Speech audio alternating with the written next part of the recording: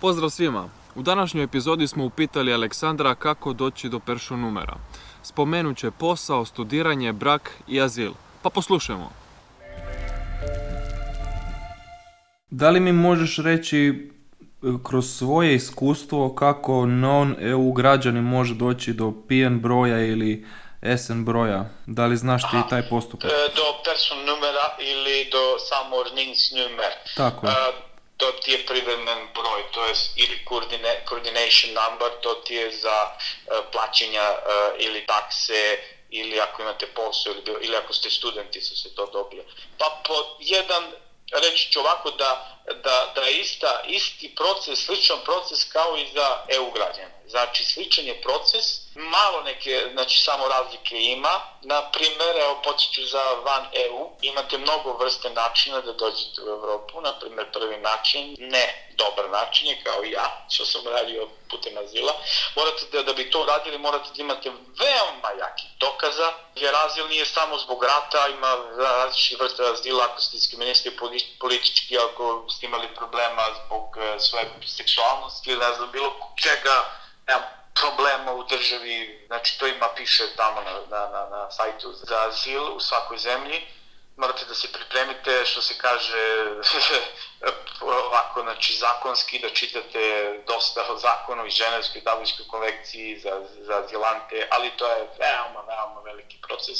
Da imate jake dokaze, da ste stvarno u to, šta kažete, ne ekonomski, da ste vi siromašni, da vam država ne pomaže, to ne radi ovde, to njih ne interesuje, to vaša država treba da pomogne, ne neka tuđa država, zato što sad vi ste otišli, imate finansijski problema. To njih ne interesuje, imate socijalu u vašoj državi, reći će vam i dobit ćete čak iz loš utisak u Evropi ako tražite azil i budete odbijene, kasnije kad bih hteli da dođete kao nekog da radi ili budete našli nekog supružnika, bit ćete u minusu. Znači već vidite da ste hteli da dođete i sad samo vi nalazite način da dolazite.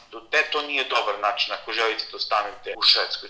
To je znači loš. Po dva najbolji način je da pokušate, ako na primjer imate nekog supružnika, nekog partnera koji je već tu u Švedskoj, uopšte u EU zemlji, nije važno da li Švedska, Nemačka ili bilo koja druga zemlja, da se povežete sa njime.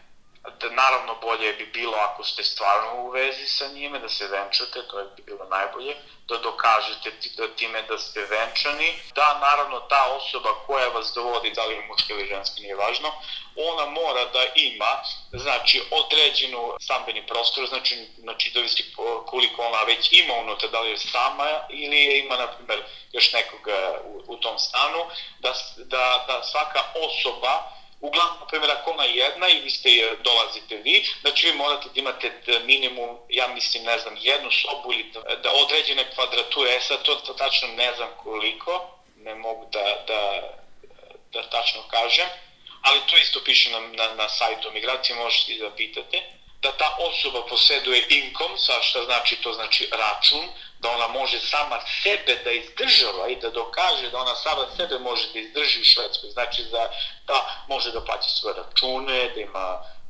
naravno plaću, da ona može da se finansira sebe, da je ona stabilna osoba i da naravno ima permanent.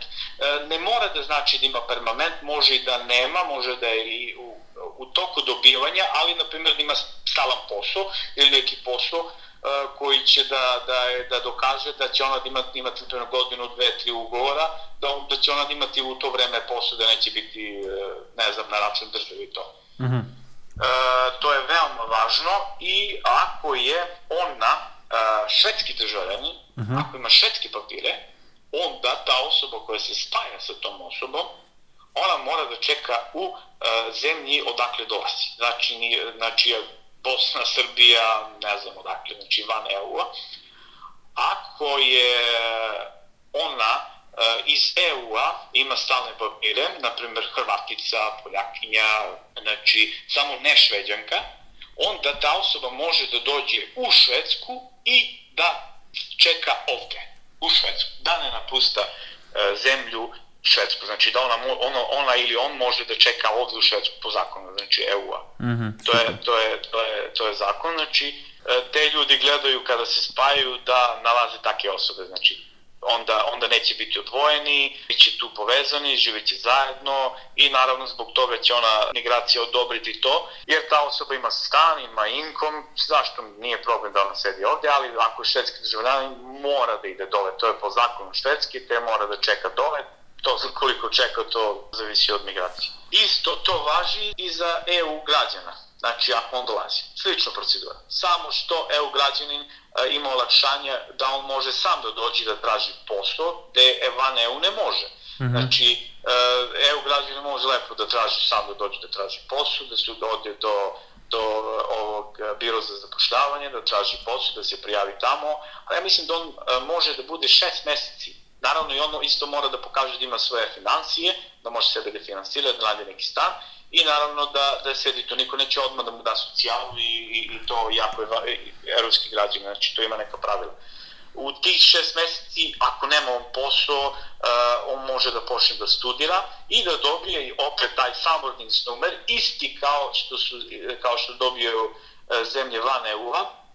I onda posle više 6 meseca, ili ne znam koliko godina dana, mislim, studija, da on momentalno može da dobije personalni numer, to je lični broj i ličnu kartu.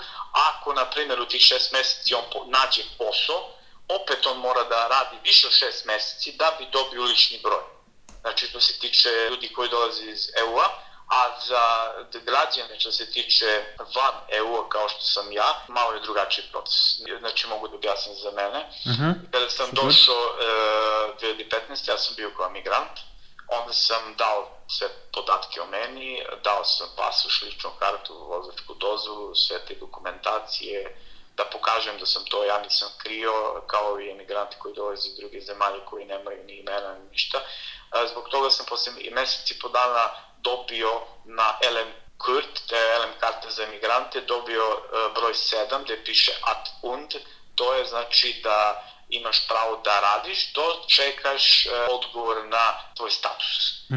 Ljudi koji ne daju, znači pasoš i ličnu kartu i kriju identitet, oni to neće imati, zato što naravno ko zna ko je taj, znači ta osoba, ona nema identitet, kako može da dobije uopšte pravo da radi dok čeka kad ona nema identitet.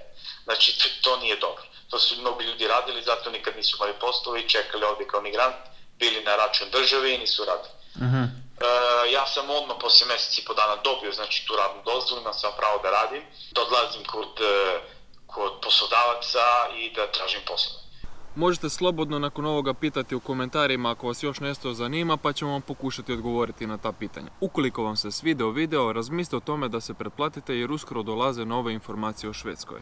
A sa ove strane možete vidjeti još informacije o Švedskoj.